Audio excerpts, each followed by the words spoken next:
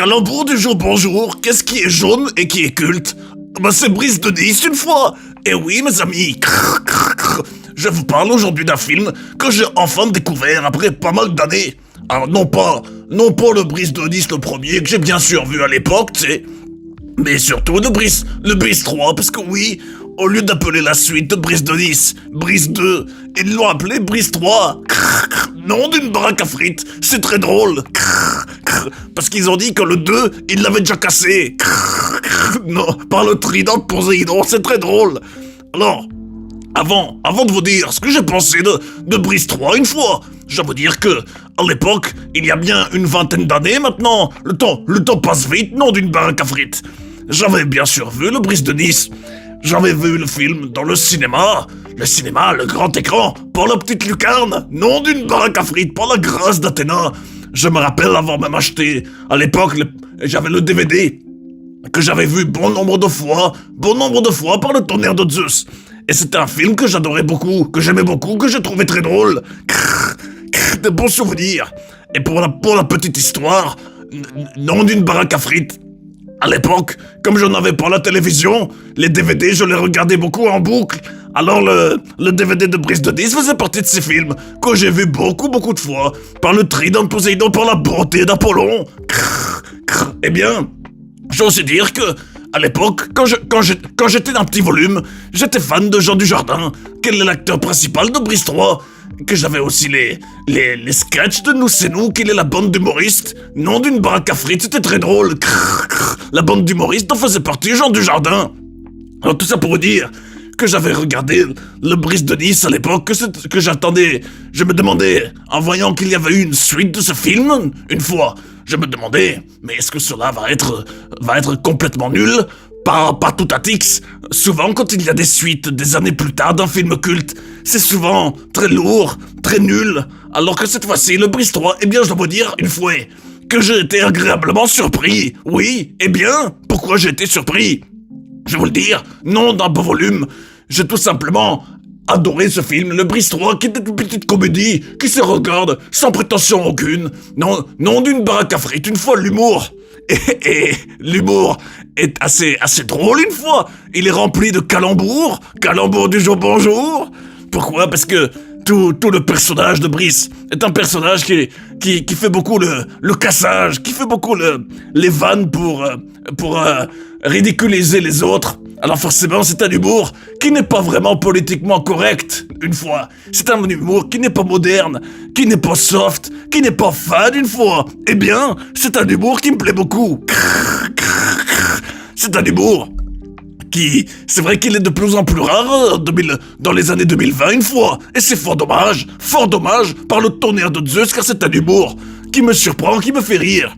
Et je dois dire que dans l'ensemble, les répliques, qui sont souvent très cultes, il y a plein de répliques cultes. Je suis sûr que si j'avais le DVD de ce film, ou que je le regardais en boucle pendant plusieurs années, qu'il y aurait plein de répliques que je pourrais reciter, et je suis sûr qu'il y a beaucoup de fans de ce film qui le font déjà une fois, et c'est normal.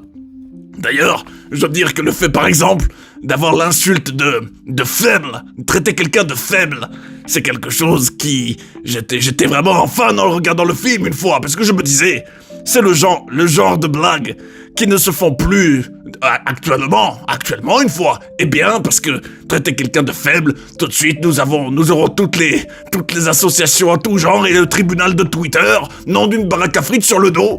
Alors, c'est un humour qui n'a pas peur, un humour qui a compris que l'humour, on peut rire de tout et on peut faire des blagues sur tout, et c'est très drôle. Et surtout, le film, avant toute chose, une fois, il y a une histoire qui est complètement lunaire, nom d'une baraque à frites, un Brice qui va d'abord prendre l'avion, pour ensuite aller à Hawaï, pour sauver Hawaï d'une secte qui le recopie, complètement surréaliste une fois, mais c'est fort drôle, c'est fort hilarant.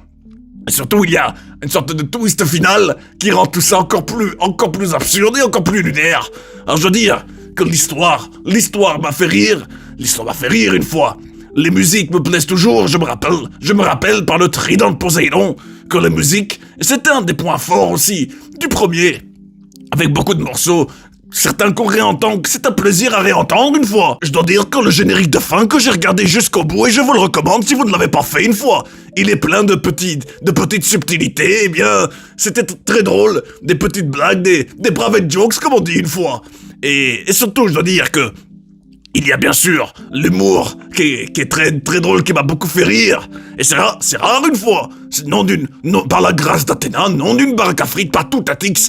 C'est de plus en plus rare une comédie où je rigole et où tout est imprévisible. C'est vrai que je trouve personnellement une fois que c'est un défaut de bon nombre de comédies modernes.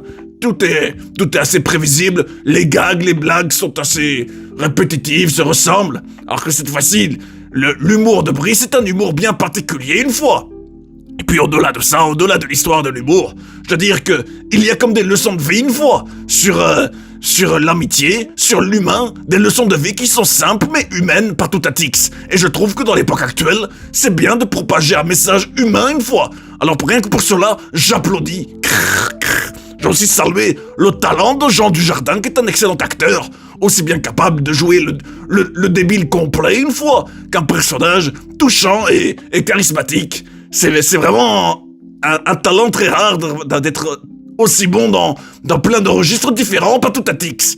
Aussi un plaisir de retrouver le Marius, joué par Clovis Cordillac, qui est devenu un Marius Chewbacca une fois, et le Igor Dosgor, nom d'une baraque à frites. Très drôle de revoir ces personnages une fois.